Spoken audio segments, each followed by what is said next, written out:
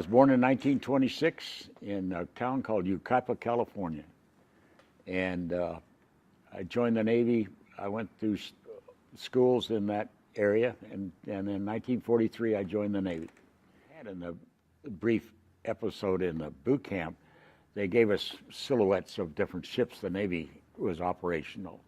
And most of them were the first line ships, battleships, cruisers, and whatever.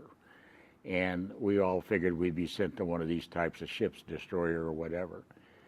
And in boot camp, we got our orders to go to our ship, which is in Stockton. And our hull number was AN 51, which we had no idea what an AN was. And I'm in a draft with a bunch of guys that some of my guys have been in the Navy since 1938, 36, and they had never heard of the number either. So we get off the bus and at the end of the pier, and we're walking down the pier, and we still don't see anything that resembles anything a man of war type ship. At the end of the pier was this funny looking thing with horns. And the guys looked at it and said, well, the hull number is 51. I wonder if that's what we're supposed to be on. He said, no way can this thing go to sea. It's the most unseaworthy looking thing you ever saw in life. Plus it had two horns sticking out in front. And sure enough, that was the one we were assigned to. And to top it off, the name of this thing was called the Silver Bell, which didn't go over too well either. We went aboard, and it's made out of wood. The ship was wood. And my family gets a big kick out of this because they say Dad's first ship was wood, you know. So, and our destination was the Admiralty Islands and to a harbor called Sea Clare. This underway, we had a few incidents that happened. We lost one of our tugs and sank while we were and our convoy rolled right into the 7th Fleet, with which we didn't know. We were challenged a couple of times by destroyers wanting to know who we were, because they on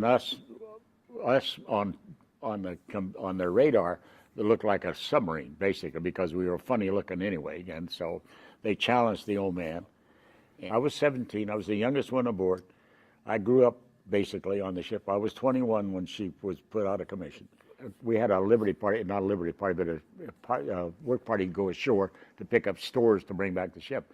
On the way back, they found a mouse or a rat on a piece of driftwood.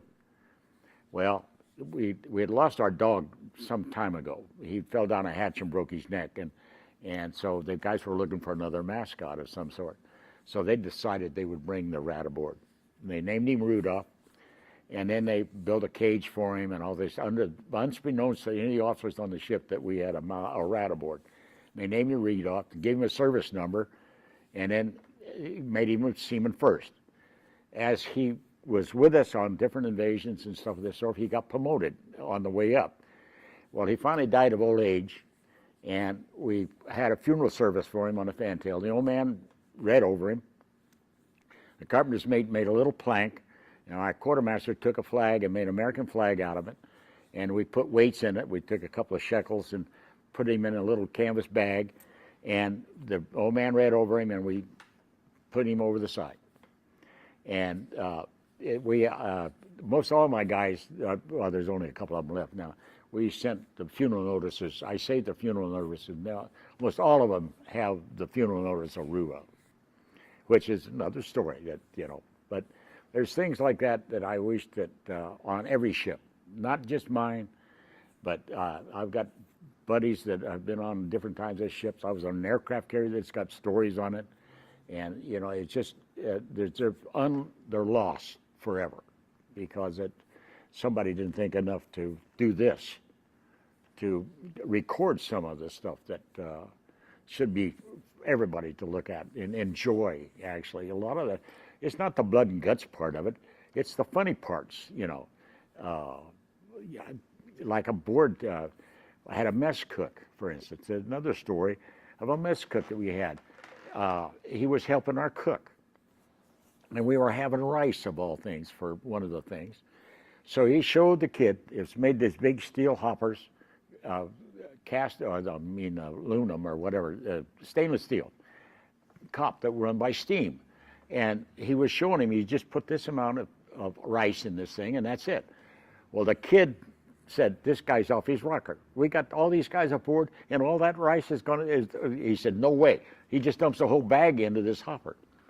I'm up on the wing of the bridge, and I look down at the side of the ship, and here they come out with buckets, dumping rice over the side, because the kid put too much in there, and it was boiling over. And they had to shovel it up into buckets and then take it and dump it over the side. And like I say, there's stories like that that are throughout the Navy, that all kinds of funny things happen. And we had a lot of the great guys. We had a reunion every year after started. I don't remember now what year it was we started a reunion. We lost a lot of my guys on my ship, so then we started taking other net tenders in the group till we got a big conglomerate of guys, and now we're down to just a handful. Our last one was about a year ago, and it's now we're not going to have any more because we don't have enough people.